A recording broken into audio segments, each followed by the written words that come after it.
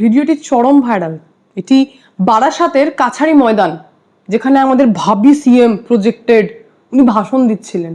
বলছি আমার চোখে তো লোক ঠেকলো না। মানে ধরুন সামনে ইলেকশন রয়েছে, সেখানে শাসক দলের যদি এই পরিস্থিতি হয় তাহলে কি বলবো, মানুষ কি জবাব দিতে লেগেছে? মানে মানুষের কি আর ডায়লগ ভালো লাগছে না? মানুষ কি সত্যি শিল্প চাইছে? মানুষ চাইছে যে এই জঞ্জাল থেকে বেরিয়ে আসি। মানুষ আর নিতে পারছেন না যে এইসব কি বড় বড় ডায়লগ মারছো ভাই। যেটুকু যোগ্যতা সেটুকু বলো। থুপে দেওয়া সিএম এর সভাতে তো লোক নেই দেখছি। থুপে দেওয়া সিএম তো হতে চলেছেন মমতা ব্যানার্জির পর কে? অভিষেক ব্যানার্জি। তো লোক শুনবেন না, লোক দেখছেন জেড ক্যাটাগরি সিকিউরিটি নিয়ে ঘুরছেন আর সতীদাহকে প্রতিদাহ করছেন। এই আবার আমাদের রাজ্যের সিএম হবেন। মানুষ নিতে পারছেন না। তারপর আবার দেখেছেন যে পিসির রাজে ৬৬০০ কোম্পানি কেটে পড়েছে, সেখানে অভিষেক ব্যানার্জি বলছেন এ আর চলবে না, আবার জিতবে বাংলা। না সব কিসব ডায়লগ। মানুষ কি আর নিচ্ছে না? দেখুন আমি বেসিক বুঝি, আমি যেটা বুঝতে পারছি এটা বারাসাত, হুগলি, ব্যারাকপুর, উত্তর কলকাতা, দক্ষিণ কলকাতা। মমতা ব্যানার্জির কথায় নাকি মানে পাতা পর্যন্ত নড়ে না। এ তো আপনারাই তো বলতেন, অনেকেই কমেন্টের মাধ্যমে জানাতেন যে দিদি ওখানে দিদির সংগঠন চরম, কি ইউনিয়ন কি ক্যাডার। তো ইউনিয়ন ক্যাডার কি আসেনি? মানে তারাও কি আর পারছে না? ভাতাতে কি তাদের আর চলছে না? মানে ভাবি সিএম এর একই অবস্থা। বক্তব্য রাখছেন অভিষেক ব্যানার্জি প্রজেক্টে, আপনারা দেখতে পাচ্ছেন প্রজেক্টরের মাধ্যমে, যেখানে অভিষেক ব্যানার্জি কথা বলছেন। লোক নেই। মানে এটাকে লোক নেই বলা হয়। দেখুন ময়দান পুরো ফাঁকা। মানে আপনারা খেলতে পারবেন ওখানে ক্রিকেট খেলা যাবে, ফুটবল খেলা যাবে। অনেক ডায়লগ দিলাম, এবার রিয়েল ফ্যাক্ট বলি আপনাদেরকে আমি, যে খেলতে পারুক আর না পারুক লোক নেই। আপনারা দেখতে পেলেন, আমরা বুঝতে পারছি মানুষ হয়তো জবাব দিচ্ছে, কিন্তু যদি ইলেকশনে এই রকম পুলিশ থাকে তাহলে মানুষ জবাব দিতে পারবে না মানুষ জবাব দিতে। দেখুন একবার ভিডিওটি।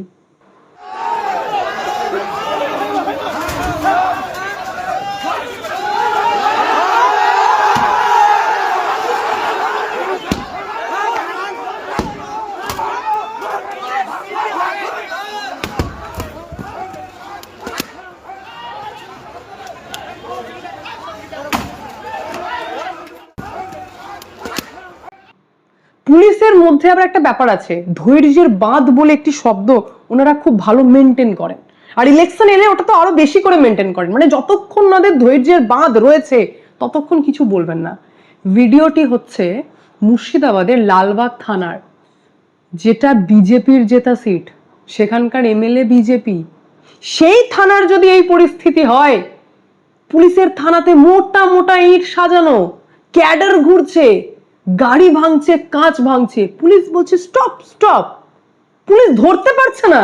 পুলিশ তো পরে সিসিটিভি ফুটেজের মাধ্যমে আইডেন্টিফাই করবে। তো তারা সামনের থেকে ধরলে হয়? তারা পালাবে, পুলিশ দৌড়াবে, চোর পালাবে, তবে তো মজা। মানে এটা কি তামাশা চলছে এখানে? কি এটা? পুলিশের সামনে গাড়ি ভাঙছে, ইট তুলে তুলে, মানে ইট ঝোলাই করে আনেনি ক্যাডারের জন্য ইট থানায় সাজানো ছিল, সেই ইট তুলছে আর গাড়ি ভাঙছে। পুলিশ বলছে বাবা ভেঙো না, ধৈর্যের বাঁধ আছে, বাঁধ ভেঙে গেলে তখন আমরা সিসিটিভি ফুটেজ দেখে তোমাদেরকে আইডেন্টিফাই করব আর বাড়িতে বাড়িতে গিয়ে তুলবো। ভাই মামার বাড়ির আবদার। আমি প্রত্যেকটি বিরোধী দলের কাছে মানে আমার আবেদন করছি, আমি এটা রিকোয়েস্ট করছি আমি, যে আইএসএফ, কংগ্রেস, সিপিএম, বিজেপি, আপনার প্রত্যেকে ভোট বয়কট করুন। কারণ এই কেন্দ্র সরকার রাষ্ট্রপতি শাসন লাগাতে পারবে না। এরা ব্রড অ্যাসপেক্টে ভাবেন, ওই ছোটখাটো রাজ্য নিয়ে ভাবলে হবে না, 29টা রাজ্য নিয়ে ভাবতে হবে। কিন্তু আমরা যারা গ্রাউন্ডে থাকি আমরা বুঝি যে আমরা যতই প্রতিবাদ করি না কেন, যতই জবাব দেওয়ার চেষ্টা করি না কেন, রাগ উঠছে, রক্ত ফুটছে, কিন্তু আমরা কিছু করতে পারবো না, কারণ আমাদের একটা ভোট অ্যান্সার দেয়। কিন্তু এই যদি পুলিশের অবস্থা থাকে, চটি চাটার লেভেল ক্রস, মানে চাটা কিউব হয়ে গেছে, এবার স্কোয়ারে আর নেই, কিউব হয়ে গেছে। তো ওই লেভেলে দাঁড়িয়ে আমাদের রাজ্যে সুস্থভাবে ভোট হওয়া কখনোই সম্ভব না। আর থাকলে কথা আপনারা কি ভাবছেন, এমসিসি লাগু হওয়ার পর সমস্ত কিছু কমিশন কন্ট্রোল করে নেবে, তারপর একদম পুরো সিচুয়েশন, ভাই কিচ্ছু হবে না, কিছুই হবে না আমি বলছি আপনাদেরকে। কারণ এনারা নিজেদের ক্যাডার আর ইউনিয়নের মাধ্যমে উপদ্রব মানে অদ্ভুত তাণ্ডব করে বেড়ায়, যেটা আপনারা কন্ট্রোল করতে পারবেন না, কোনো সাধারণ ব্যক্তি কন্ট্রোল করতে পারবে না। আর পুলিশের কাছে তো এক্সপেকটেশন রাখবেনই না, কারণ তারা আমরা বলি ঠুনকো জগন্নাথ হয়ে গেছে, ভাই জগন্নাথ, হাত নেই পা নেই, কিছু নেই, কিছু করতে পারবে না। তো সেই সিচুয়েশন হয়ে গেছে পুলিশের এখন।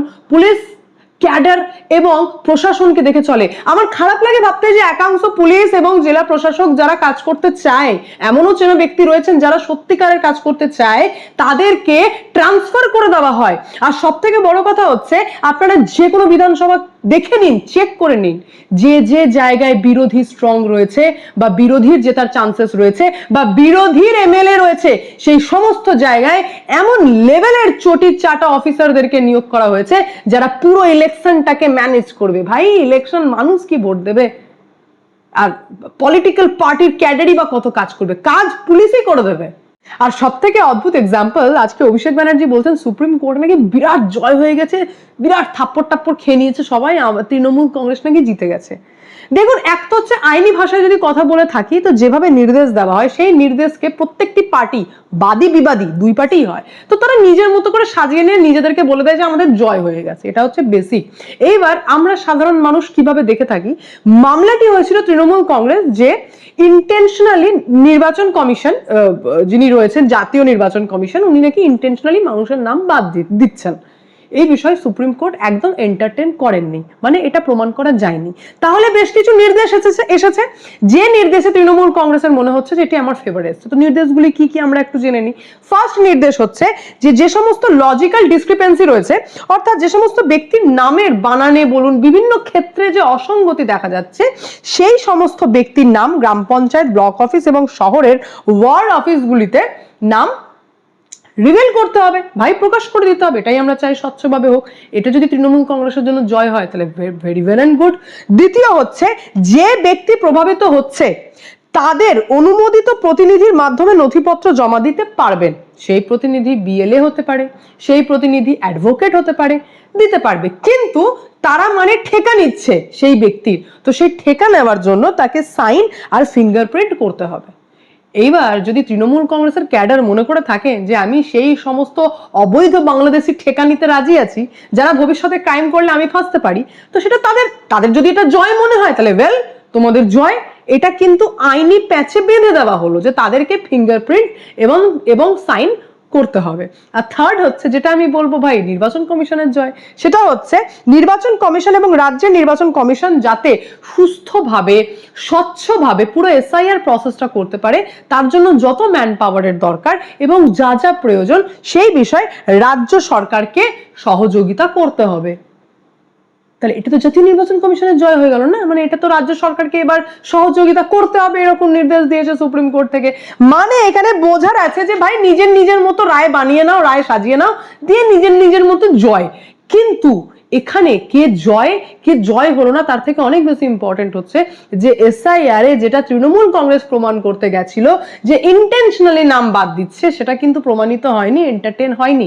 ইনফ্যাক্ট রাকেশ দ্বিবেদীর দিক থেকে যেগুলি পয়েন্ট তোলা হয়েছে সেটা নিজের মধ্যেই অদ্ভুত এবং অবাক করা ছিল, যার জন্য বিচারপতি সূর্যকান্ত নিজেও, প্রধান বিচারপতি সুপ্রিম কোর্টের, উনি অবাক হয়ে গেছেন। জানতে পেরেছেন যে এমন ভাবে নকল আর ত্রুটির উদাহরণ পশ্চিমবঙ্গে ধরা পড়েছে। তার ফার্স্ট এক্সাম্পল হচ্ছে যে একজন ব্যক্তির নাম একাধিকবার থাকার ঘটনা রয়েছে 234টি। একজন ব্যক্তির নাম একাধিকবার থাকার ঘটনা রয়েছে 234টি। 7 জন ব্যক্তির ক্ষেত্রে দেখা যাচ্ছে, এরকম 7 জন ব্যক্তির নাম দেওয়া হয়েছে যাদের ক্ষেত্রে দেখা যাচ্ছে যে তার 100টি সন্তান রয়েছে। 2 জন ব্যক্তির নামও জমা পড়েছে, যেটাকে আইডেন্টিফাই করা গেছে, তাদের নাম জমা দেওয়া হয়েছে যাদের নাকি 50 জনের ওপর সন্তান রয়েছে। তো এইভাবে নাকি প্রচুর ভুল রয়েছে, প্রচুর ঘটনা সামনে আসছে, যার জন্য হিয়ারিং এ ডাকতে কমিশন বাধ্য হচ্ছেন।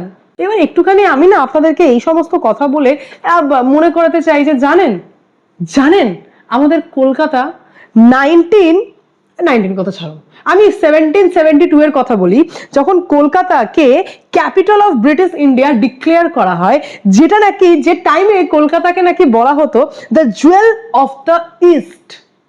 যে টাইমে 18th আর 19th সেঞ্চুরিতে কলকাতা এমন ভাবে র্যাপিড ইন্ডাস্ট্রিয়াল গ্রোথ হচ্ছিল, স্পেশালি টেক্সটাইল আর জুটের সেক্টরগুলি, যা মারাত্মক ব্যাপার ছিল, গোটা ভারতকে চমকে দেওয়ার মতো অবস্থা ছিল। মানে আমি এখনো আপনাদেরকে বলি না যে কলকাতা বহুত উন্নত ছিল, এটাকে এমন ভাবে খেয়ে যাওয়া হচ্ছে যে তাও কলকাতা এবং আমাদের পশ্চিমবঙ্গ এখনো টিকে রয়েছে, যার পোটেনশিয়ালিটি রয়েছে, কিন্তু গভর্নমেন্টের কোনো প্ল্যান নেই।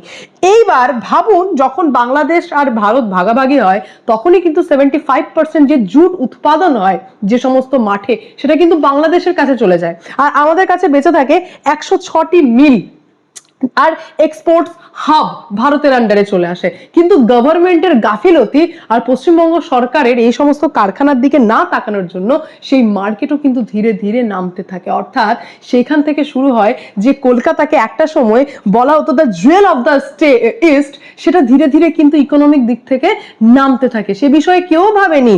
শুরু হয়ে যায় কলকাতায় 1950 থেকে 1970 পর্যন্ত ভাই টানা চলছে, র্যালি করো, প্রোটেস্ট করো, ঝামেলা করো।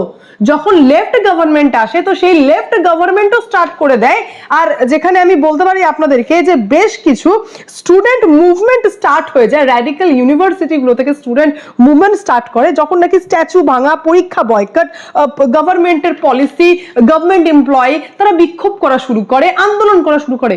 মানে এরা এটাই করতে থেকে যায়, কাজ করে না, শুধু আন্দোলন করে যাচ্ছে। লেফট গভর্নমেন্ট যখন দেখছেন যে এইভাবে চলতে পারে না, আন্দোলন করে আমরা পুরো পশ্চিমবঙ্গটাকে শেষের দিকে নিয়ে চলে যাচ্ছি, তার ভরাডুবি হচ্ছে, তখন গভর্নমেন্টের ঘুম ভাঙে। এবং ঘুম ভাঙার পর তারা ভাবে যে আমাদেরকে দুটো সেক্টরে কিছু একটা করতে হবে। প্রথম তো অতি অবশ্যই এগ্রিকালচার ডিপার্টমেন্ট, এগ্রিকালচার আর ল্যান্ড রিফর্ম করতে হবে, আর সেকেন্ড হচ্ছে নিউ ইন্ডাস্ট্রিয়াল পলিসি তৈরি করতে হবে। এগ্রিকালচার ডিপার্টমেন্টে তো যা ইমপ্রুভ করার ছিল করেছেন। 1994 এ প্রাইভেট ইনভেস্টমেন্ট আর এন্টারপ্রেনার্স এর কথাও ভেবেছিলেন লেফট গভর্নমেন্ট। যখন বুধুবাবুর গভর্নমেন্ট আসে, অর্থাৎ বুদ্ধদেব ভট্টাচার্য যখন 2000 সালে আইটি পলিসি ফর্মুলার কথা সামনে এনেছিলেন, তখন দেখা গেছে যে 2001 থেকে 2005 এর মধ্যে সেই আইটি সেক্টর 70% গ্রোথ করেছে, যার জন্য বাম্পার জয় হয় লেফটের। এই গভর্নমেন্ট তার মানে কাজ করছে, এবং সে আবারও ভোটে আসেন, জিতে যান। জেতার পর স্টার্ট হয়, গভর্নমেন্ট বুঝে গেছিলেন যে এগ্রিকালচারে আমার যা করার করেছি। তখন এবিপি আনন্দের অতীব জনপ্রিয় যিনি সাংবাদিক রয়েছেন সুমন দে, ওনাকে ইন্টারভিউর মাধ্যমে তিনি কিন্তু জানিয়েছিলেন যে আমি এইবার ইন্ডাস্ট্রিয়াল হাবের দিকে বেশি ফোকাস করছি, একটা বড় সড়ো কোম্পানিকে আনার অ্যাপ্রোচ করেছি, চেষ্টা করছি আনার। সেটাই ছিল টাটা ন্যানো। এবং সেই টাটা ন্যানো প্রজেক্টকে সাকসেস করার জন্য বুদ্ধদেব ভট্টাচার্য নিজের প্রাণপণে চেষ্টা করছিলেন এবং প্ল্যানিংও স্টার্ট করে ফেলেছিলেন, ল্যান্ড পেয়েও গেছিলেন। আসলে বেশ কিছু মানে ফ্যাক্টর দেখতে হয়, যে এয়ারপোর্ট কাছে, হাইওয়ে পাওয়া যায়, এই সমস্ত কিছুর মধ্যে প্ল্যান সাকসেস হয়ে গেছিল। কিন্তু প্রবলেম করেছিল সিপিএম এর ক্যাডার প্রবলেম করেছিল, যে যে জায়গা লাগে সেই টাটা ন্যানো ফ্যাক্টরির জন্য, তার আশেপাশের জমিগুলি সিপিএম এর ক্যাডার কিনতে চেয়েছিল, যার জন্য চাষি যারা রয়েছেন, কৃষক যারা রয়েছেন, তারা বলছেন ভাই ফ্যাক্টরি হবে ওই জায়গায়, তাহলে আমার জায়গার দিকে কেন লোভ করা হচ্ছে? লোভ এই কারণেই করা হচ্ছিল, কারণ ক্যাডার ভেবেছিল যদি আমি আশেপাশে ফ্যাক্টরির আশেপাশে জায়গা কিনে নিই, তো ভবিষ্যতে দামও বাড়বে, বিল্ডিং তৈরি হবে, আমরা আরো বেশি করে টাকা ইনকাম করতে পারবো। অর্থাৎ করাপশনের একটা লোভ এই ক্যাডার সামলাতে পারেনি, এবং শেষমেশ যা হয়, টাটা কোম্পানি বুঝে গেছিলেন যে এ আর হবে না, এখান থেকে ছেড়ে,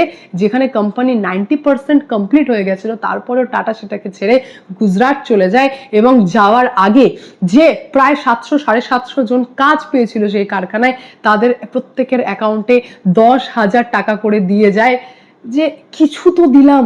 কিন্তু কি করবে পশ্চিমবঙ্গ? যে গভর্নমেন্ট ভাবতে শুরু করলো যে আমাদের রাজ্যে সত্যি ইন্ডাস্ট্রির প্রয়োজন রয়েছে, সেই টাইমে সেই গভর্নমেন্টের থাকা ক্যাডাররা দুর্নীতি, এবং এত দুর্নীতি মানে অতি দুর্নীতি করে মানুষের হক কাটতেই ব্যস্ত ছিল। তাই আজকে অবস্থা আপনারা বুঝতে পারছেন। এবং তারপরেই আগমন ঘটে মমতা ব্যানার্জির 2011 সাল, এবং তিনি আসার পর প্রায় 6,600 কোম্পানি মানে যা ছিল তাকেও দায়িত্ব নিয়ে তাড়িয়েছেন, এবং এমন এমন রুলস এনেছেন যে রুলস শোনার পর কোনো বিদেশি কোম্পানি আমাদের রাজ্যে ইনভেস্ট করতে চায় না, রাজ্য সরকারের সাথে ঝামেলাতে তো জড়াতেই চায় না। সেই কারণে আজকে আমাদের পশ্চিমবঙ্গের ইন্ডাস্ট্রিয়াল ব্যাপারে কোনো গ্রোথই নেই। আমি যদি সামান্য এক্সাম্পলে আপনাদেরকে বলতে পারি যে এই যে ফরেন ডিরেক্ট ইনভেস্টমেন্টের কথা, এফডিআই, তো সেখানে দিল্লি, মুম্বাই, চেন্নাইয়ের তুলনায় কলকাতা অনেক অনেক অনেক পিছিয়ে। ভারতের যেখানে 240টা অপারেশনাল ইকোনমিক জোন রয়েছে, সেখানে মাত্র 7টা পশ্চিমবঙ্গে রয়েছে। কেন জানেন? কারণ হচ্ছে আমাদের রাজ্য সরকার, প্রত্যেকটা গভর্নমেন্টের এক একটা সেগমেন্ট থাকে। আমাদের রাজ্য সরকার শুধুমাত্র আন্দোলন আর চিৎকার করলেই গভর্নমেন্ট চালানো যায় না। ইন্ডাস্ট্রি আনতে গেলে, ব্যবসা করতে গেলে নলেজ লাগে, অর্থাৎ একটা গভর্নমেন্টকে রান করতে গেলে যথেষ্ট নলেজ লাগে, বুঝতে লাগে। শুধু ঝগড়া করলেই হয় না। আর থাকলো কথা আমাদের ভাবি সিএম এর কথা, যাকে প্রজেক্ট করা হচ্ছে, তিনি সামান্য জলের কোম্পানি চালাতে পারেন না, তো ব্যবসা আর কি চালাবেন সেটা আমরা খুব ভালো করেই বুঝতে পারছি। সুতরাং যোগ্য মানুষের প্রয়োজন রয়েছে, পশ্চিমবঙ্গের দিকে তাকানোর প্রয়োজন রয়েছে, পোটেনশিয়ালিটি রয়েছে রাজ্যের মধ্যে, মানুষও রয়েছে, মানুষ চাইছে যে করাপশন বাদ দিয়ে ইন্ডাস্ট্রি আসুক। কিন্তু এখন আমি এটাই বলতে চাই যে লেফট গভর্নমেন্ট তার ক্যাডারের জন্য ডুবেছিল, আজকে কোথাও না কোথাও তৃণমূল কংগ্রেস কিন্তু ক্যাডার এতটা বেশি হাবি হয়ে যাচ্ছে সাধারণ মানুষের ওপর, যে এই সরকারও যদি যায় এবং যাওয়ার পর যদি সিপিএম এর মতোই জিরোতে আটকে যায়, তাহলে বুঝে নিন যে এটাও কিন্তু ক্যাডারের জন্যই যেতে চলেছে। আপাতত আমাদের আগামী সামনের ইলেকশনটা একটি মুদ্দাতেই হতে পারে, যেটা আমার বলে মনে হয়। আপনারা সহমত কিনা অতি অবশ্যই জানাবেন। সেটা হচ্ছে আমাদের রাজ্য এবার ইন্ডাস্ট্রি চায়, ব্যবসা চায়, ফরেন ইনভেস্টমেন্ট চায়। আর ইনফ্যাক্ট আমরা চাই যে ব্যবসার দিকে পশ্চিমবঙ্গ আরো বেশি করে এগোক। বাকি অতি অবশ্যই আপনাদের কি মন্তব্য কমেন্টের মাধ্যমে জানাবেন। আমি এখানে এন্ড করবো, দেখা হচ্ছে নেক্সট ভিডিওতে। ভালো থাকবেন, সুস্থ থাকবেন, সঙ্গে অদ্বিতীয় চ্যানেলকে অতি অবশ্যই সাবস্ক্রাইব করবেন, কারণ একটাই, যা হবে স্পষ্ট হবে।